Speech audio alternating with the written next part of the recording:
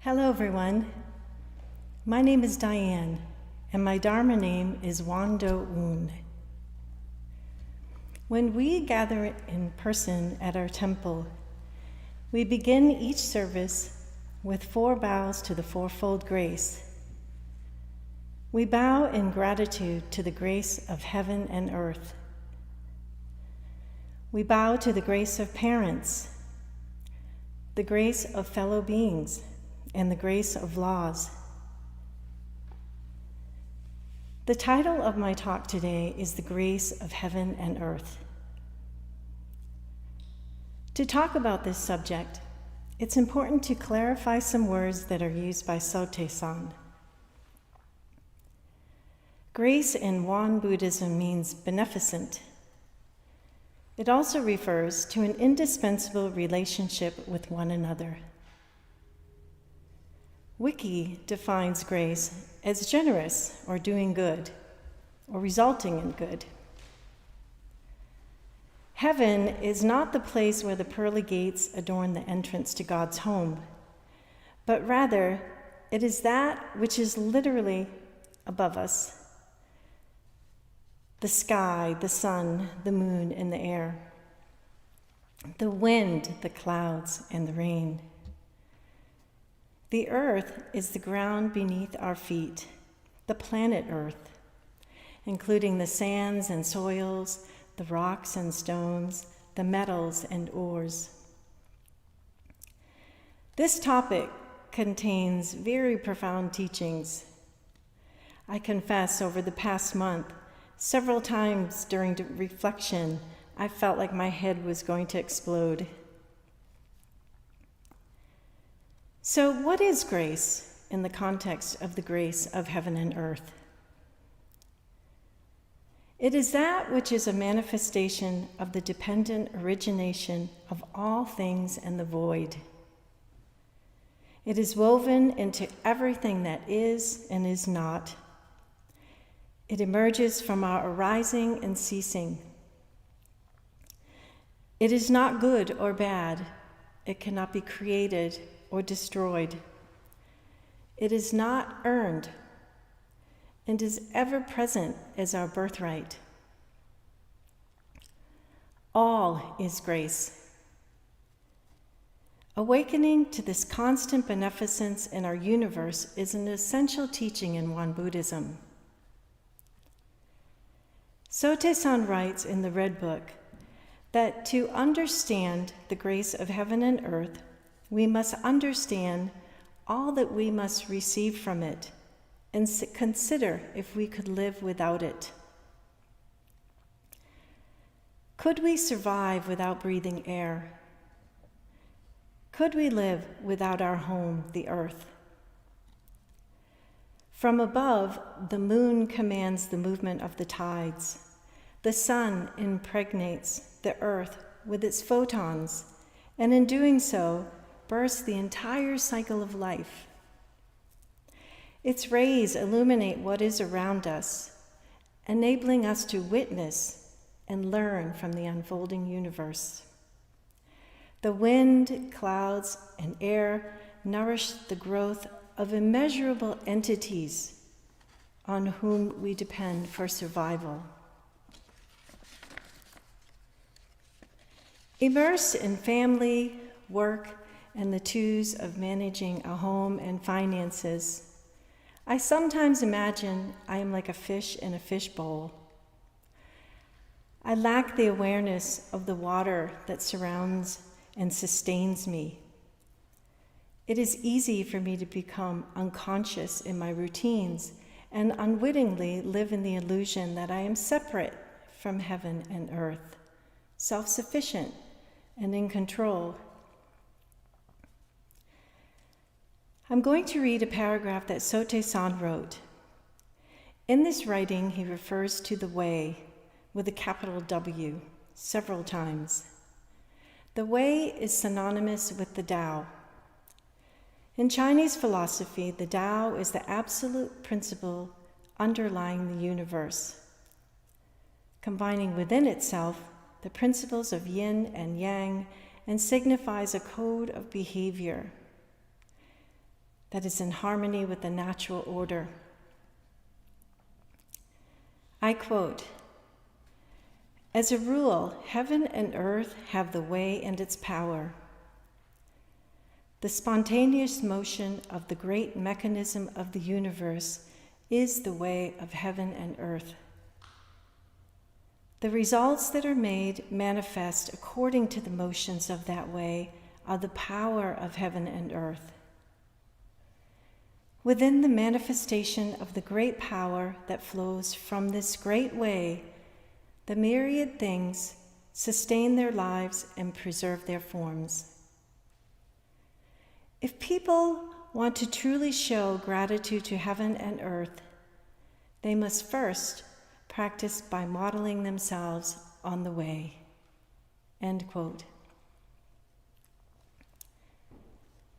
When I show gratitude by modeling the way of heaven and earth, I become the same. My suffering decreases, and I glimpse more frequent and longer periods of my original true nature. Sotae-san gives us 8 articles or guidelines in the agenda for gratitude to heaven and earth. These guidelines show us how to transform ingratitude into gratitude. It's important to note that before each guideline, he instructs us to model ourselves on the grace of heaven and earth. He does not say become them. He doesn't say fake it till you make it. He says model them. Sotae-san is not talking about a warm, fuzzy sense of modeling gratitude towards heaven and earth. He's talking about modeling a gratitude that requires an all-in, all-encompassing, walk-your-talk response. Sotae-san's 8 guidelines follow, and I paraphrase here. An agenda for gratitude to heaven and earth. 1. We should model ourselves wholeheartedly on the radiant way of heaven and earth by looking to heaven and earth as wise teachers to learn about human nature and universal laws. 2. We should model ourselves on the meticulous and steadfast way of heaven and earth by applying ourselves consistently from beginning to end and achieve our goals. Plants demonstrate this behavior. They are masters at pursuing their goal to secure sunlight and will adapt to grow around endless obstacles. 3. We should model ourselves on the just way of heaven and earth by refraining from getting sucked into dualities. There is no good, bad, sorrow, or happiness, and so on. We should stick to the middle way, lead a life where we can feel our sadness and not be addicted to joy. 4. We should model ourselves on the proper and natural way of heaven and earth by aligning our thoughts and actions with the natural, reasonable way that promotes harmony. 5. We should model ourselves on the vast and immeasurable way of heaven and earth by freeing ourselves of partiality. Our minds should be open and flexible like a willow tree. 6. We should model ourselves on the eternal and imperishable way of heaven and earth by accepting the inevitability of change. 15 years ago, I experienced a divorce. One day, I sat crying on a log in the woods, heartbroken.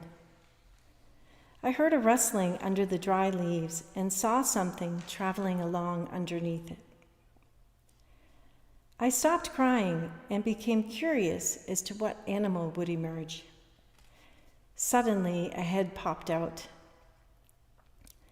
It looked like a snake. However, as the leaves slid off its back, I was surprised to see it was a box turtle. I watched it slowly climb up and walk across a log. And then I noticed it was missing a leg. It looked like it had been torn off and had since healed. I thought, this seemed like a very content turtle. It appeared to be functioning well with its adaptations. This little guy modeled for me during this difficult time that life changes. It does not always turn out the way that I expect. When I accept change, open to the infinite resources and power of the universe, I grow in ways I could never have imagined. 7. We should model ourselves on the way of heaven and earth that is free from good or ill fortune, by noticing the good and what we consider bad in the future, and noticing the bad and what we consider desirable. 8. We should model ourselves on the way of heaven and earth that is free of thought and its applications, by rendering spiritual, physical, or material beneficence. Even if the recipient turns ungrateful, the previous act of beneficence should not make us hate or make an enemy of that person.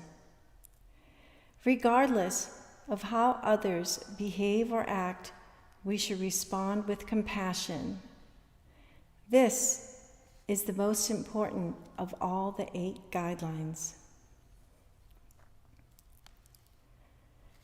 Grace is manifested when we model ourselves on the way of heaven and earth, and it is also created when we don't. That's the beauty of it. Grace is love. It sustains all things. A tomato is steadfast as it grows. It naturally aligns in balance with the universal laws. Sometimes, due to certain conditions, when it rains too much and the sunlight is limited, parts of the tomato rot on the vine. Because the plant produced rotten fruit this season, it does not mean the plant is bad. If we wait and watch long enough, we will see the tomato plant, its roots, stems, leaves, and even the rotten tomato become the soil for another plant.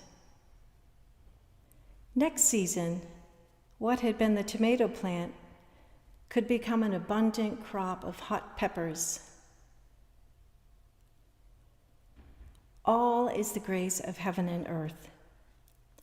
All is beneficence. Everywhere is a Buddha. Be steadfast. Treat everything with awe and respect. Show compassion and expect nothing.